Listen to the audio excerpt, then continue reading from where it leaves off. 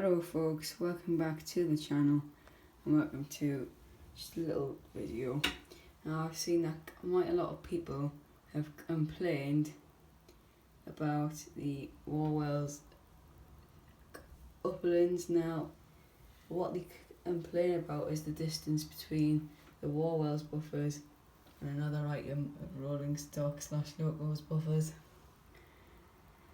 Now I've put some KDs on.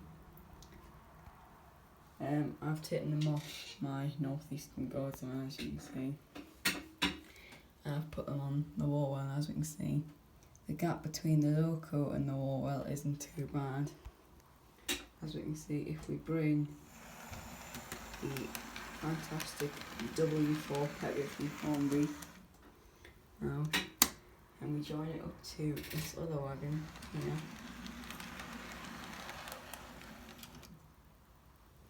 I don't think that gap is too bad either. And that's because I've changed a fairly large tension locks for size 18 KDs, which means this has a size 18 on and so does the warwell. Now I don't think that gap is too bad now.